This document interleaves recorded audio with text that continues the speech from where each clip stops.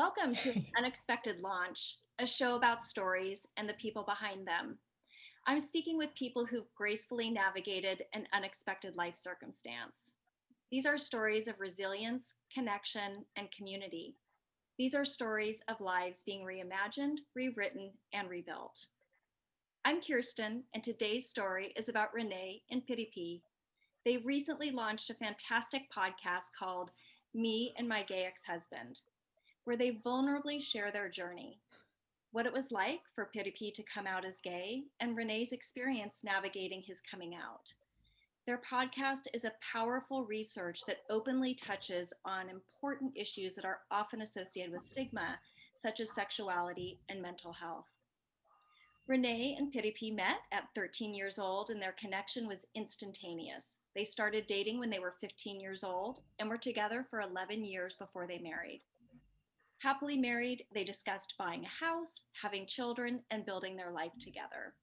Yet 18 months into their marriage, Piripi disclosed that he is gay. The period leading up to that, the acceptance of his sexuality and the unraveling of their marriage was tumultuous. Despite the heartbreak, grief, and loss that they both suffered, they were able to eventually cultivate a deep relationship.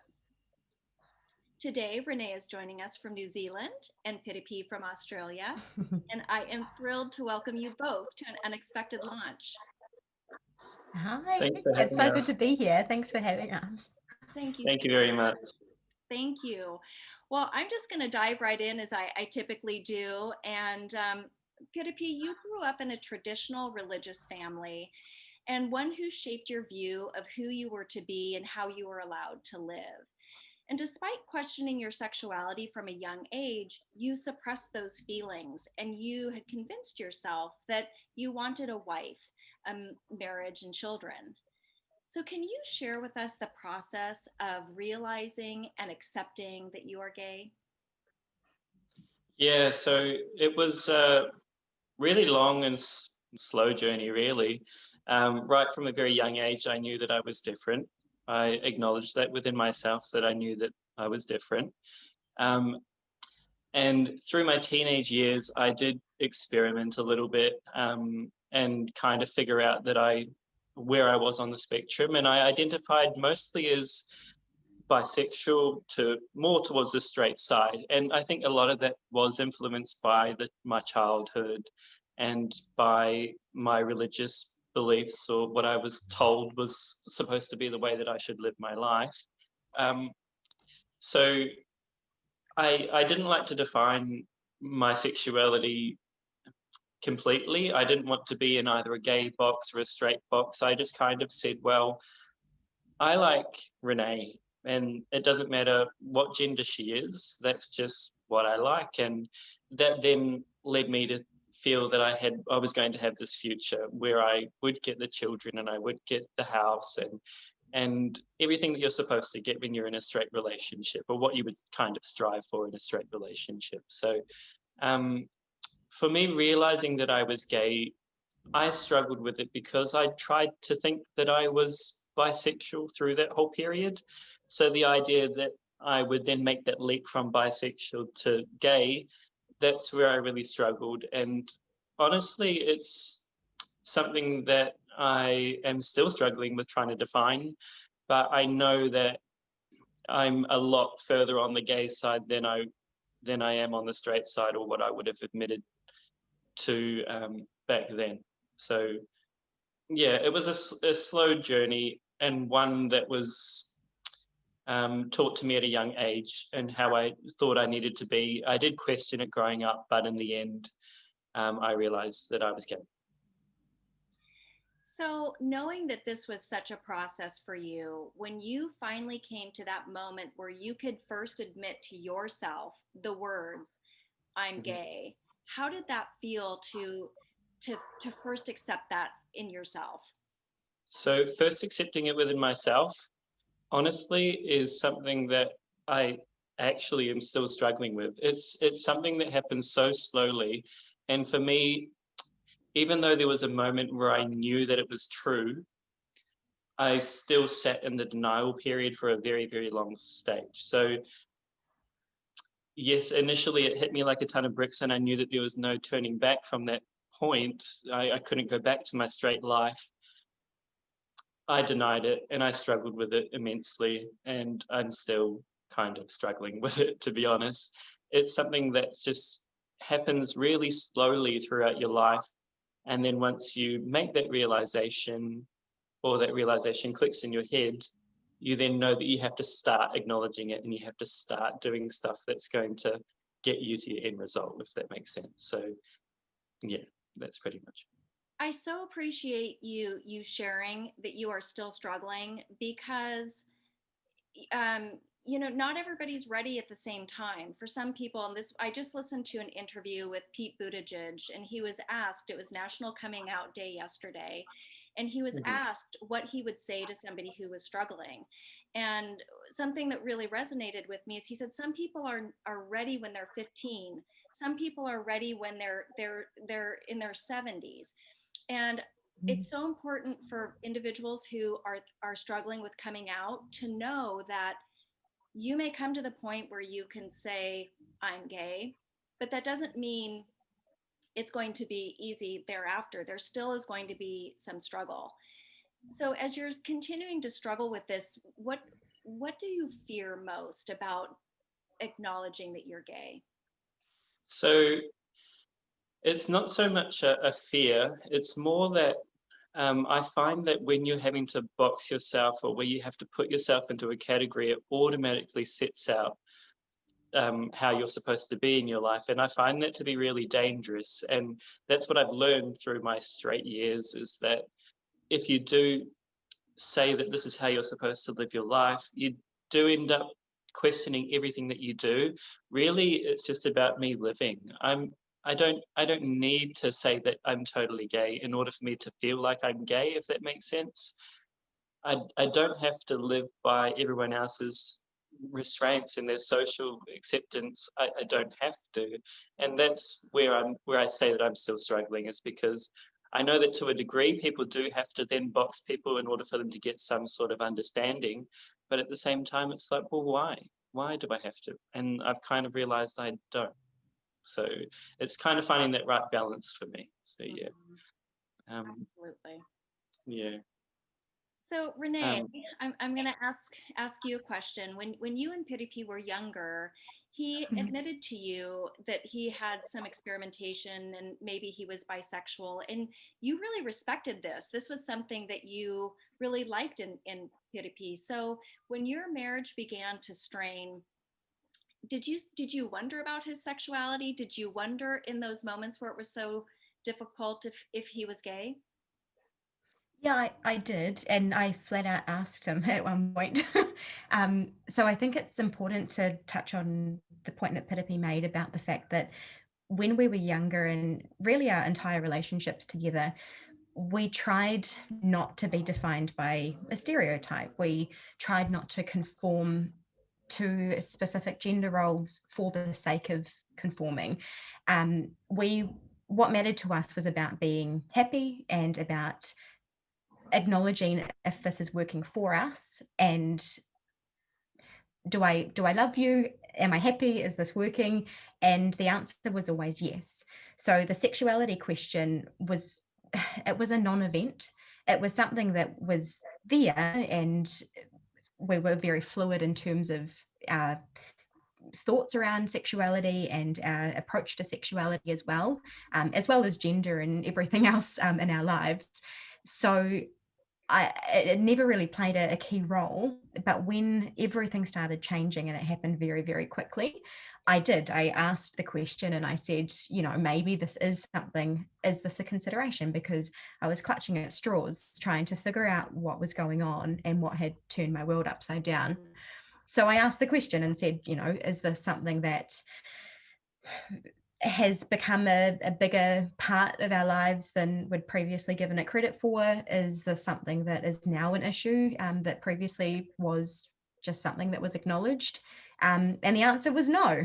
And the answer was definitely not. you're crazy. How dare you ask if I'm gay? You know that I'm not gay. I've never been gay, and this is just you going off on another tangent and being crazy. So I did ask, I did question it, but it was a definitive no. Mm-hmm. So when he finally does admit to you that he's gay, in that moment that he tells you, what did you feel? Denial. Complete and utter denial. So this happened about 6 months or so after he left, and after our relationship had come to an end. So it was separate in some respect from the separation. And I remember it really clearly. I remember where we had gone into the city together and were sitting by the river in Melbourne, and it was a beautiful day. And he said, "Look, I've got something to tell you. I'm gay." And I just went into complete denial. I definitely did not. You mentioned World Coming Out Day was yesterday, and I did the stereotypical bad response. I definitely didn't react the way that I wish I had reacted, because I just denied it. I was completely in denial. It was the opposite of everything that we had previously believed and talked about and gone through together. So him telling me that he was gay just did not make any sense in comparison to the previous, 11, 12 years of our lives together. So I went really deeply into denial. I told him that I didn't believe him, that it was a cop out. And I think, yeah, after that, I then became quite angry and went through all of the grieving stages, right? I went through that before I got through until understanding and acceptance. Was very angry about the lies and the implications that had on our history and our life together. And it's not an isolated event. It seeps into the rest of your life. And that was, a tough period. Well, you say that you had a reaction that if you could go back and change it, maybe you would. It wasn't the reaction that you wanted to have. And I Yeah. think that for many of us, when we're in that moment of hearing something that so alters ourselves. I mean, I think back on my reaction when my husband came out, and I wish that I could go back and change that, but it was just, you're so it's, for me, it was an out of body experience. And it took me some time to realize, gosh, I wish I would have done that differently. So I think that you're not alone in that instantaneous Yeah. reaction. We just can't control it. Especially when it comes out of left field, like you were saying, when it's something that doesn't compute with all the background and all the history you have. Right. Yeah. Right. Exactly. Mm. So, Piripi, as you're processing your sexuality, you push Renee away, and Renee, as he's pushing you away initially, you're just holding on even more tightly, and your relationship enters a very chaotic period. You're both undergoing changes and both suffering some mental health issues. And Piripi, you were terrified initially to tell Renee that you're gay, and you knew it would break her heart, and it would destroy what the two of you had built together. And to ease yourself through this transition, it's a time marked by some pretty severe depression. You turn to drugs and alcohol. And this is a very dark time for you. And you acknowledge in your podcast that this was something that you really needed to go through, to really face your reality. What gave you the strength to emerge from that darkness? Well, I think in the end, it was almost like a sense of self or a sense of happiness that I was craving. And I knew that I was coming out of the alcohol. I felt like I didn't need it anymore, and that I was growing and I wanted to grow. And there wasn't any one point that marked it for me. It was more just a slow realization that if I keep doing the same things, I'm going to keep feeling crap. So it just took me a really long time to realize, probably a good year or so, I was abusing my body terribly, and not just slightly, it was terrible. And I look back on that, and I feel like I did need that period in order to really try to accept it. I do this thing where I like to run away, and mask all of my feelings with alcohol and drugs. And that's how I've reacted previously in the past. And it's what I felt comfortable with. So I think it brought out the worst in me. And I really did let it control me a lot more than what I would have wanted. But I still say that to some degree, I feel like without that, I wouldn't be where I am today. So I wish I had proper tools and proper resources in order to get through that without having to abuse my body. And especially with the way that that meant that I was treating Renee and the people around me, where I did push all of these people away. But it's almost like I felt like I had no control over that. And I mean, to a degree, I did have control over it, but I was allowing it more power than what it deserved. And that's where I struggled most. So, yeah, in order for me to get through it, I think in the end, was relying on some really good counseling and just stronger people around me who were able to kind of help me through that period as well and make me realize that I just didn't need it anymore. I'd outgrown it or outgrown it. Thank you for sharing that. Renee, during the period immediately preceding Piripi coming out, gaslighting played a central role in your dynamics. So, did you wholeheartedly believe the things that he was saying to you, or was there sort of this glimmer inside of you that didn't accept the things that he was saying to you? There was no glimmer. So I go into a little bit of detail in our podcast about this as well, because gaslighting is such an insidious thing. It doesn't come at you from the outside. It sneaks in and it takes you from inside yourself.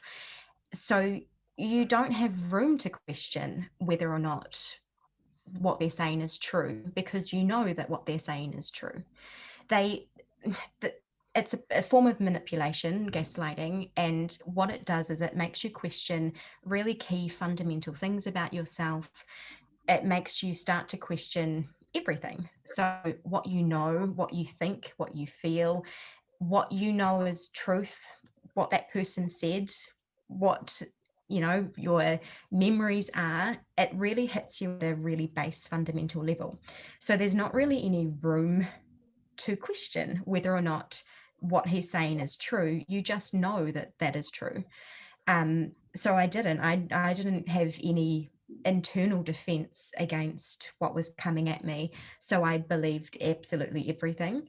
And I think that stems back to the relationship that we'd had, that we'd built over a decade together, where this person was my best friend who had seen me through the most traumatic times of my life and the most exuberant times of my life. He was always there. I believed everything he said, as I think you should in a healthy relationship. But when it turns and when that relationship starts to sour and that trust, implicit trust, is used against you, it can be quite devastating. And I know that that happened in our relationship, and I've heard it happening in a lot of other mixed orientation relationships. And a lot of that comes down to the denial, it's deflection, it's a lot of what the gay party is feeling, and they push that onto the straight party. So no, I didn't question it. I didn't doubt it. There wasn't room for that. I just believed everything, and I was in a very, very dark place. Well, and in fact, you share in your podcast, and everybody must listen to this podcast. You've shared so many things that people really need to hear, that people struggle with, and you're so open about that. And Renee, you share that at this one of your lowest moments, you take a bottle of sleeping pills with the hopes that you're not going to wake up. Thankfully, you did. Suicide is increasing at alarming rates. And what would you say to somebody who's struggling with thoughts of self-harm? It's tough. I wish I could say one thing that could cut through to the heart of it and solve any issues that people who are suffering from suicidal ideation or really deep depression. But there is no one thing to say to somebody who's struggling. I think for me, knowing that you're not alone going through it is to a certain degree that can help, because it makes you feel empowered, knowing that I'm not the only person in the world who is suffering from this.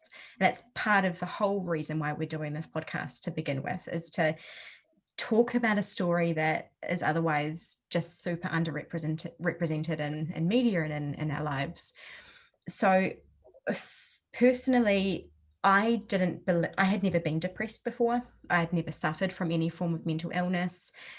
I had some quite dangerous misconceptions about suicide and suicidal ideation that that was born out of just misunderstanding and just miseducation, not knowing what it means to be in that place. So I thought I was too smart, that I was too strong, that I had too good a support network, that I was too successful, that I was too happy and optimistic, and all these things. I could never be touched by depression. I would never be that person who is selfish enough to try and commit suicide. And when I went through it, I had to face that really stark realization that all of those things that I believed were crap. They don't, they're not true. And it doesn't matter where you are in your life, if you get down to that point and you are that depressed and that dark and that hopeless, it doesn't, depression doesn't care whether you're the CEO of a company or a cleaner. It touches everybody at every part of, in every corner of society. And that was something that was really tough for me to come to terms with, that actually I can be part of, be impacted by this as well. So knowing that being depressed doesn't put you in a box, it doesn't mean anything about you. It just means that you need help, and to seek help and to get help. And the other point of that is that when I did try and commit suicide, and I ended up telling my sister about it, and she got me to hospital, and fortunately I was okay. But there was a knock-on impact of that, where for years actually afterwards, and still today, I still feel a certain level of shame talking about the fact that I was at that point, because there's a stigma that is attached to people who attempt suicide. So you become this person who was just crying out for attention, or this person who was a drama queen, or wasn't strong enough to handle it, or was selfish and didn't think about how that would impact their family and friends. And that stigma is really dangerous as well, because that prevents people from seeking help when they need it. And it also then contributes to people feeling, it prohibits healing, and it stops people from actually getting the help after the fact and admitting that actually I do need some external support to get through this, because everything has to be fine. So that flow on stigma, I think, is something that not a lot of people talk about, and it's really important that that is acknowledged, and people know that if you call out for help, you're an absolute hero, and that takes so much strength, and you should be commended for it. And you're so brave for calling out and actually seeking help. Yeah, so it's taking away that stigma after the fact, but also the stigma before, when people were getting really low. Yeah, that's what I would say anyway.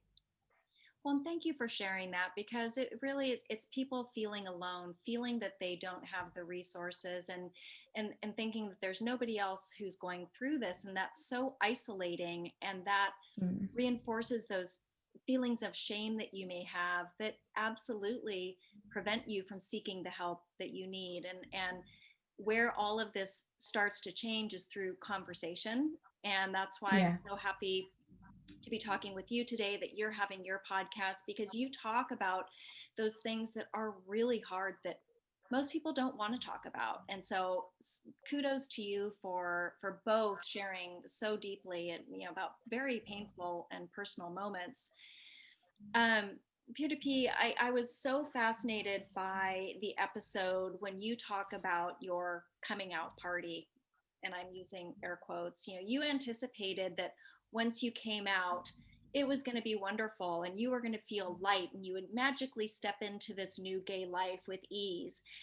And this was not the case. And in addition to suffering from the guilt and shame that you had, you felt that you were ill-equipped to navigate this gay lifestyle.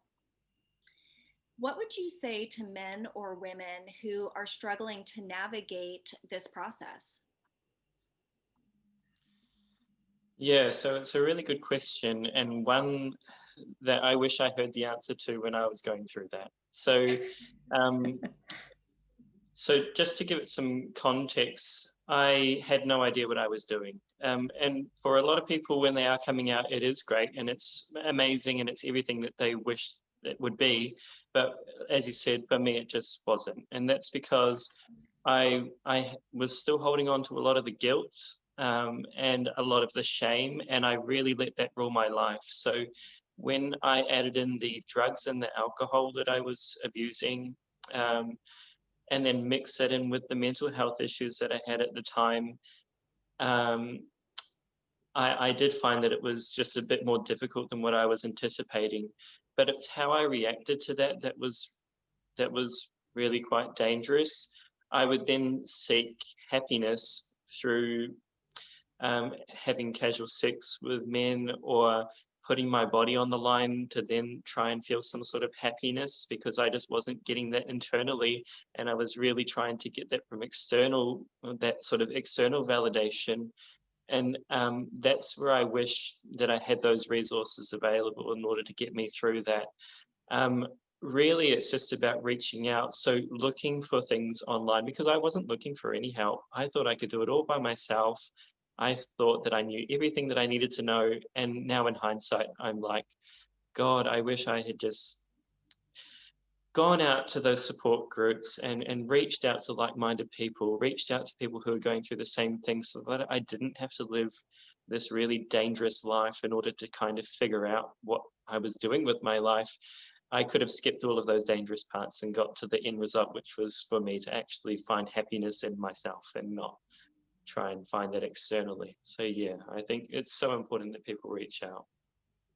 So you mentioned the guilt and the shame that you were feeling. What led you to that path of self-forgiveness? Well, that path is still ongoing, actually, and I think especially with the conversations that have been brought up with the podcast, it's made me have to think about what I did. And my memory is really strange, especially when I was going through all of that, where I would forget.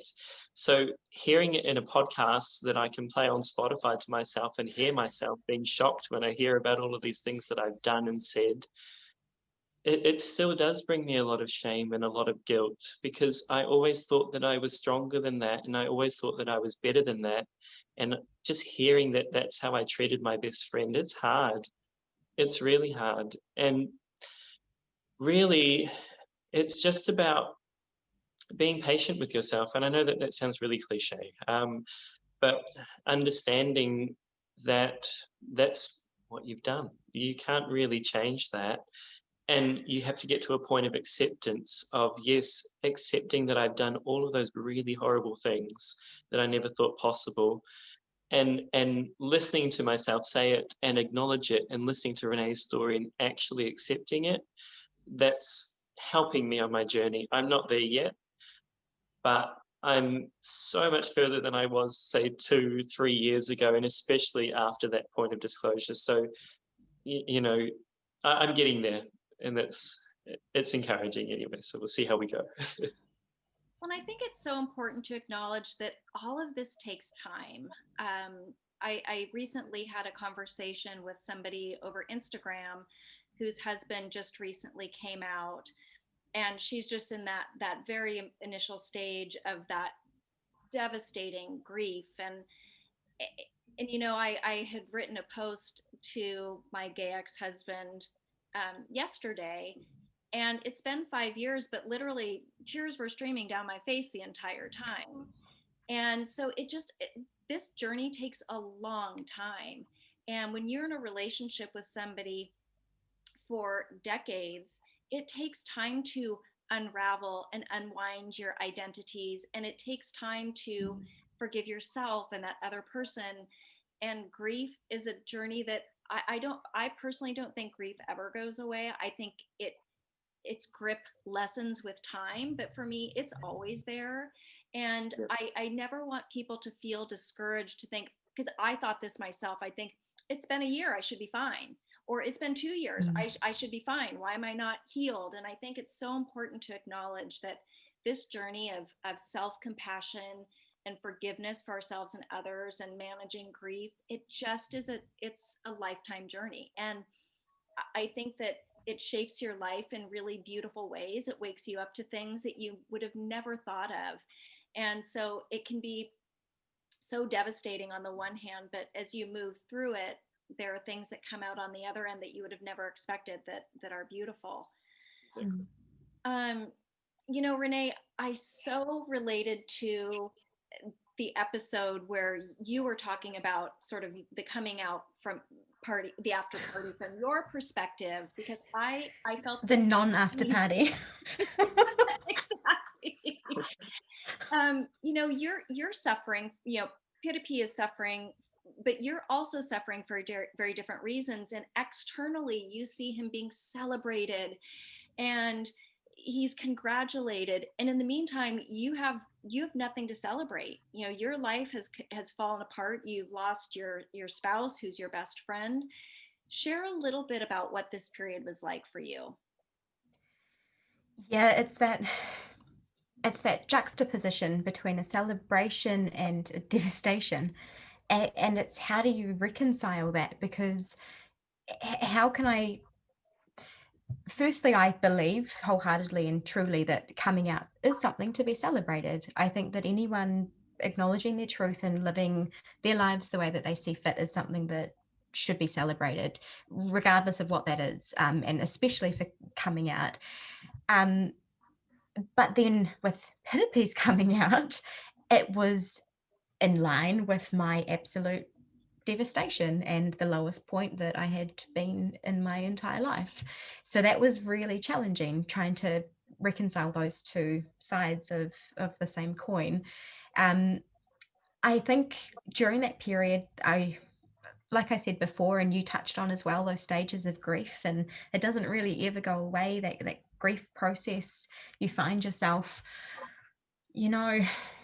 a year, 2 years, 3 years, probably even in 10 years' time, suddenly right in the middle of it again. And you're like, come on, I thought I was done with this. I've look at where I am in my life now compared to where I was back then. How does it still hurt?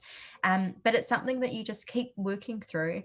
So during that period, there was a lot of anger. I was very angry, which I think is in hindsight healthy.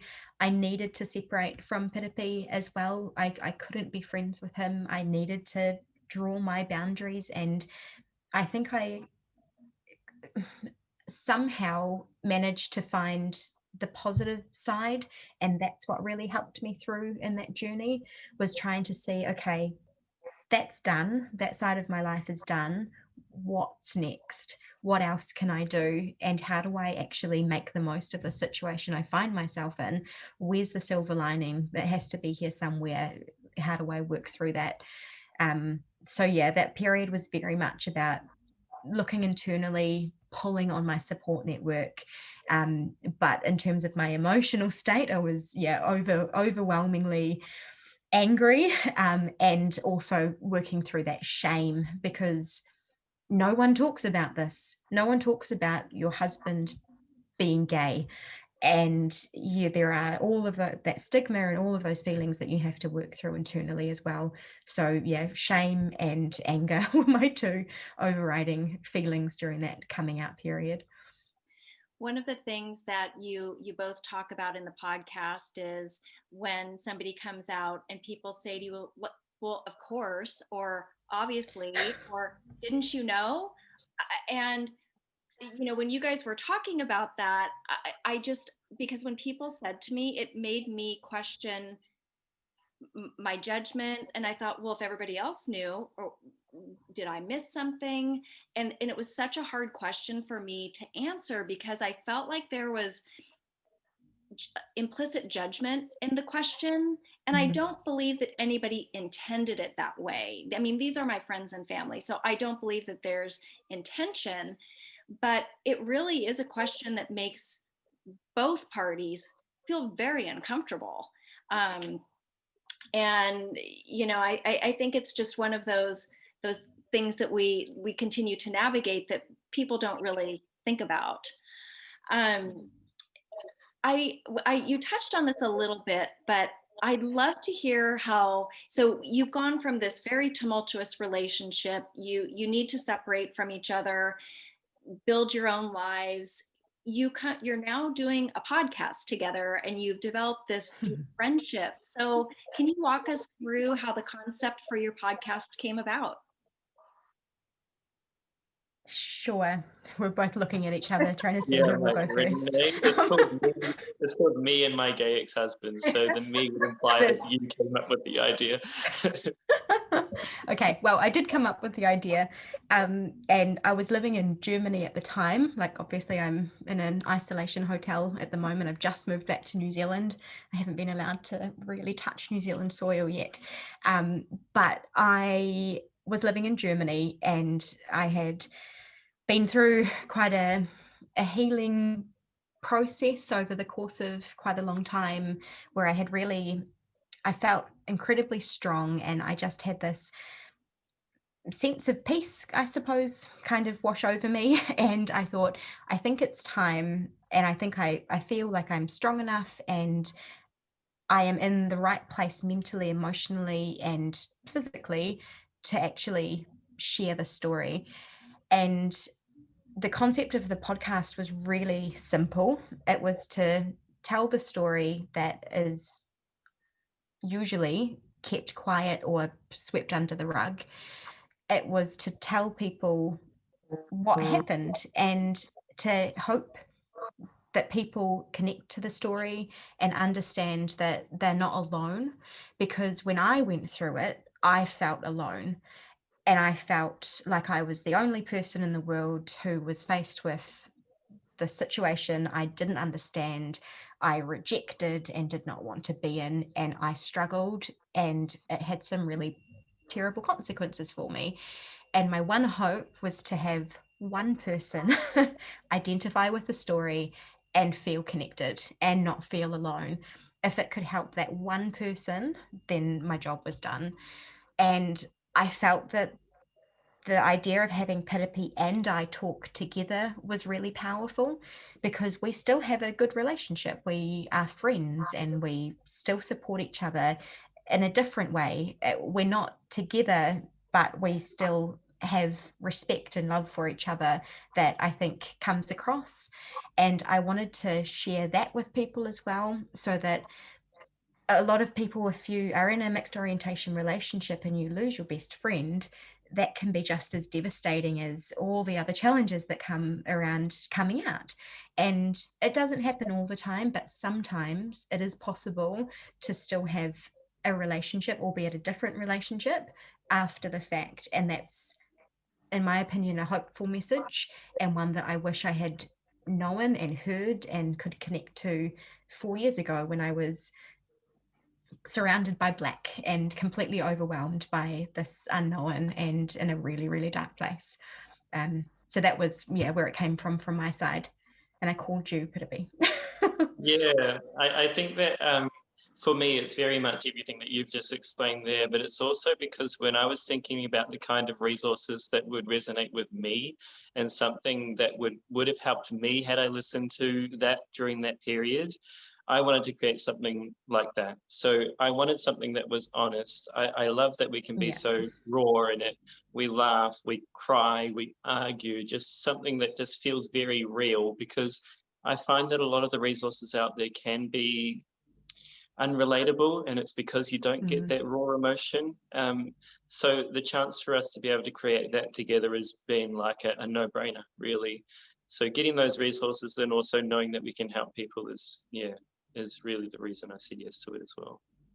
It's a really good point. It's taking the gloss off it as well, and that's what we try and do. And that's why this is the first time we're putting our faces out there in relation to our podcast. And that was a thought out, that was a purposeful thing that we did. We wanted to have the freedom that anonymity afforded us. So we wanted to be able to tell our story with no holes barred.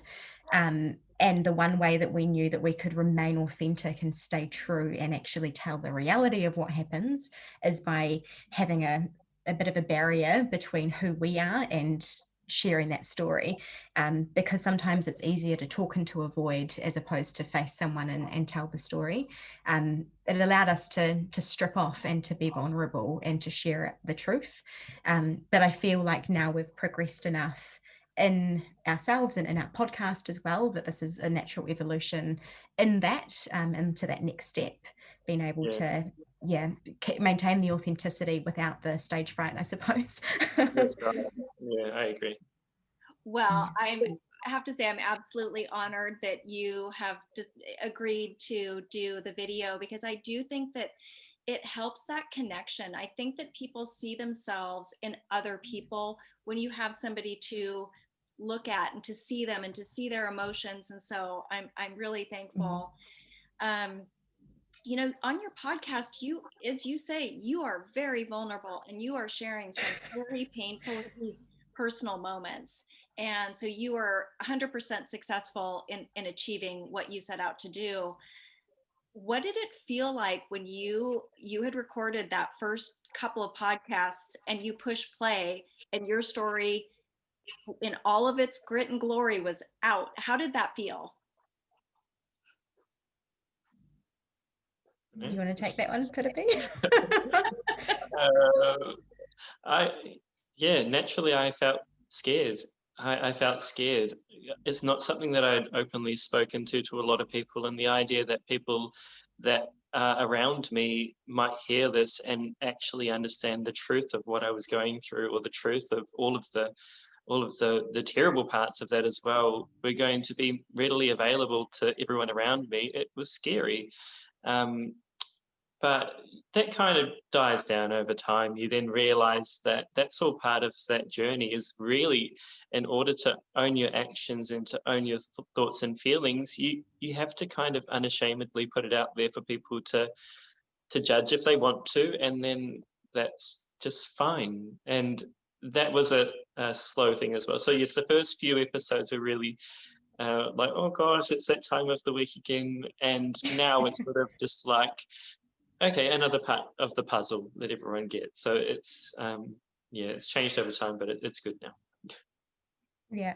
And for me, it was really, I felt really, really vulnerable. So putting that out there was probably one of the most vulnerable things that I've ever done. I don't even post photos on Facebook. I'm such a private person. So for me, putting myself out there in the public arena and telling a story that was really intimate and really personal and deeply personal was something that was really challenging. And I think without having that driving force of our reason for doing it, trying to help people and trying to get the story told, because I believe so much in representation. So without that, I don't think I would have done it. And since doing it, every week we get emails or messages or contact through our website or things from different people who are all over the world, who, I mean, we have 17 different countries, I think, who have been listening to our story, places where I just never ever thought we would get to. Having people who are young, who are, like you mentioned, someone who was 70, contacting us and saying, I've just come out, I identify, thank you for giving me the strength to to keep going with this or to feel not so isolated. And that's really been pushing us to keep going, was to know that we set out to try and make a difference in one person's life, and we have made a difference in that one person's life. So mission accomplished, and thank God we did it. Well, congratulations. You know, like you said, you set out to reach one person, and you're clearly, your reach has extended much beyond that. And I think it's putting out that raw, vulnerable, really scary story in an authentic way. That's what allows people to see themselves in you. When you are putting yourself so out there and being so honest, that's what gives people the courage to connect and raise their hand and reach out. So I Mm, just so happy that you've been doing this and putting those big scary stories out there. I yeah. want to ask you both, you know, during, it's been a journey, and it's, as you both mentioned, it is still a journey. Where do you turn to for inspiration? Um, for me, I rely very heavily on my friends and family network. That's I I have a lot of internal like meditation and being in nature and walking and doing that type of thing, but really my friends and family are my rocks, and they will never know how much they mean to me, because without the support, I have a huge family, but my friend network just the same as my family. And yeah, they have helped me through the lowest of the lows and shared the highest of the highs. And I wouldn't be where I am today. I wouldn't be here without their support and without their love. So they're my inspiration. And yeah, that's where I get my strength from. Yeah, and I think similarly, mine is also the friends and family. Without them, I wouldn't be where I am today as well. So really, it can even be something just as simple as a small conversation about how you're feeling, or a small a small conversation about what you're doing or something. All of those things, and people don't even realize how much they do help, but all of those things come together from your friends and family, Mm. to then help you on your journey. But yeah, that's where I really turn to for my inspiration. I think um, in recent time, my brother, who is older than I am, he identifies as gay as well, and he has recently moved back to Melbourne, and I've been able to reconnect with him and get that sort of inspiration as well. Not so much on how what he's doing with his life, that's him and it's not me, but the idea again that you can be gay and happy, and I get to see that in my own sibling. So I really draw on that as like where I want to be as well in terms of where I am with myself, being gay and happy. So yeah, my friends and family. So, what would you say to friends and family who, how can they best support somebody who is struggling with coming out, or Renee, in your situation, being the person who is married to somebody who's just come out? What would you say how they could best support you?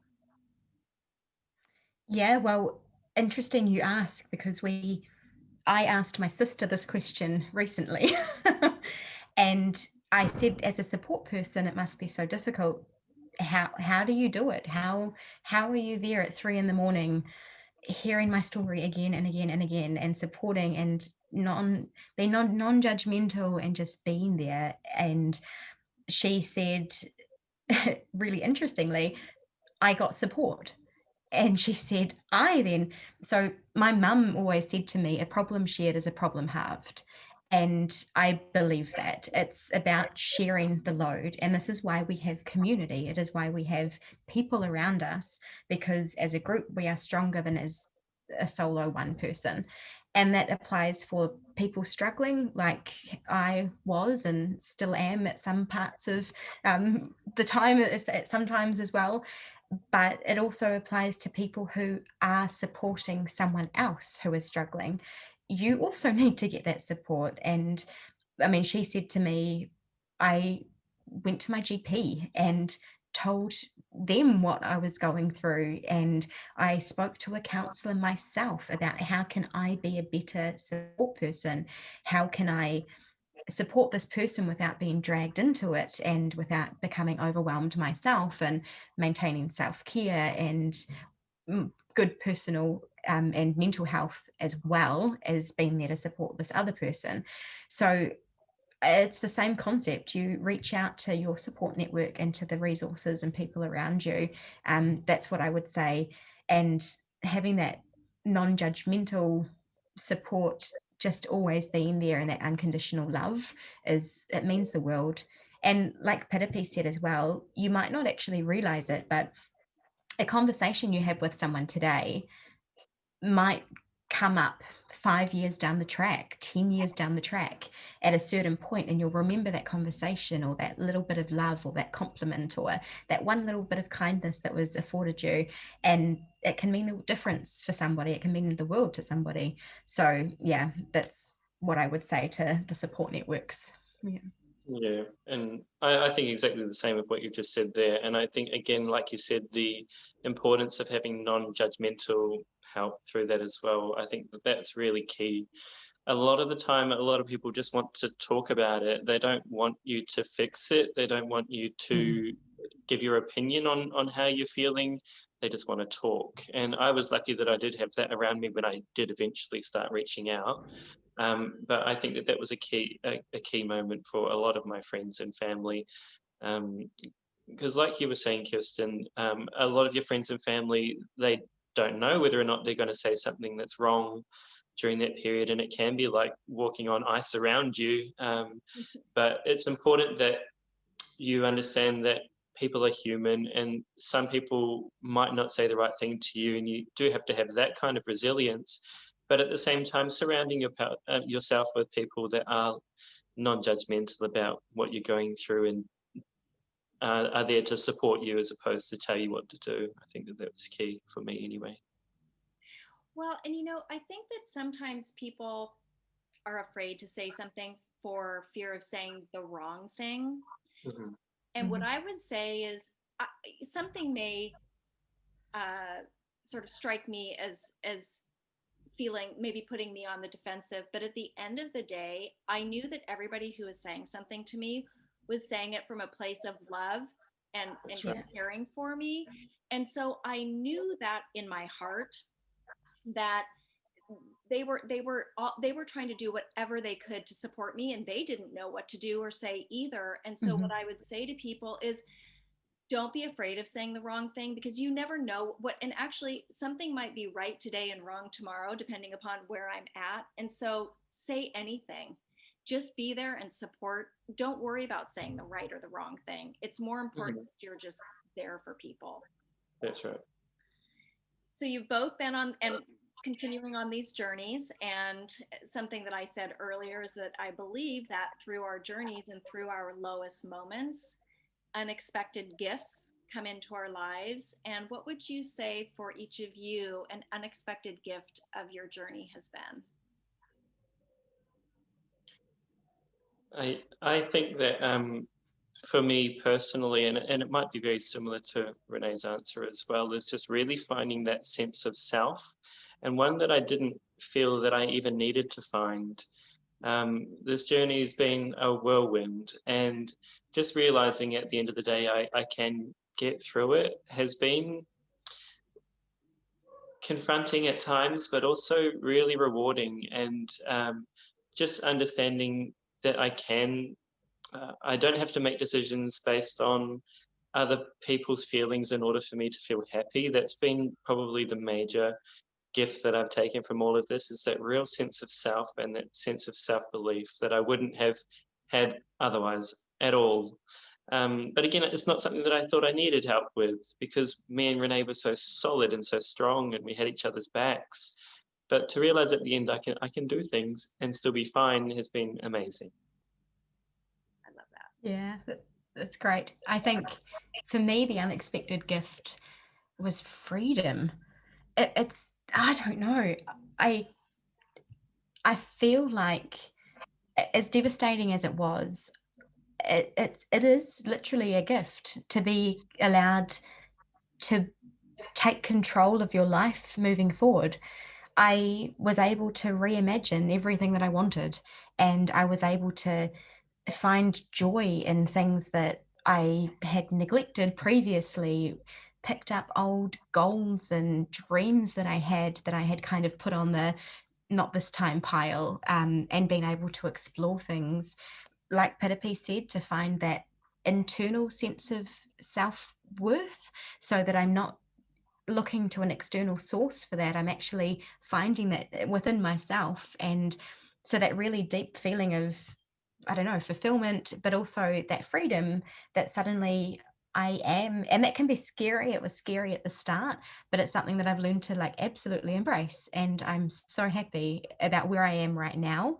And yeah, if you had told me I would be here 4 years ago, I would have walked out of the room because I would not have believed you ever. But yeah, really embracing that and feeling that very deeply is the biggest gift that I said it to you, didn't I, Piripi? I said thank you for leaving. Yeah, And I didn't think I would yeah. ever say thank you for leaving, but yeah, I wouldn't be where I am now without you having gone. And the future holds so many beautiful opportunities and things moving forward for both of us that wouldn't have been a possibility had we stayed together in our relationship. Yeah, I think it was just yesterday actually when we were replying to one of the people that got in contact with us, and we were explaining that we do see our separation as a gift, Mm, because we now have two transformed people and people that are able to that have their own goals, and the journey for us has really been able to see it that way. So at first we couldn't see that our separation was a gift or whatever, but slowly over time we've seen that that actually has been, and something that we're really starting to embrace now too, which is really good. mm. That's beautiful. Thank you for that. Well, Renee and Piripi, thank you so much for speaking with me today and sharing your story with us. Your podcast is phenomenal, and people can find you, me and my gay ex-husband, on Instagram. You're on Spotify. You've got a website, and I see myself in your story, and others will also. And so I'd like to thank you for the incredible work that you're both doing. And before we close, is there anything that we haven't shared that you would like listeners to know? From my side, it would just be to reach out and to get support, to know that you're not alone.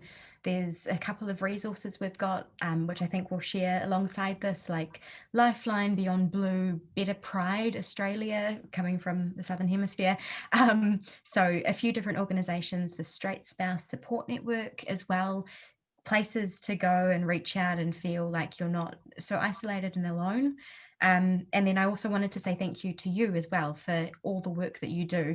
I'm working my way through your catalogue, but I identify with every story that you have, all of your guests that have been on the show, people similar to me, people that I am so different from, but I connect with their stories and their way of seeing the silver lining in some really devastating and traumatic events is inspiring. And thank you for allowing a platform to people to share those stories, because we get really bogged down with negative news and negative stories, especially in today's climate. And hearing your stories and for the people that come on here has been a real help for me personally. So thank you for all that you've done. Thank you. Yeah, I think you pretty much covered everything there, Renee. Pretty much everything that you just said, and a big thank you to you, Kirsten, for giving us this platform to again share our story too. But yes, I have to reiterate as well that I really did resonate with some of the stories on your podcast too. So Mhm. every single little bit helps over time, no matter how long it's been. If you hear a different perspective, you learn and you grow. So I'm really grateful for what you're doing too, Kirsten. So thank you very much. Oh, Yeah. thank you so much. And keep doing it, please. Yeah, please. Well, you as well. We'll hold each other to it.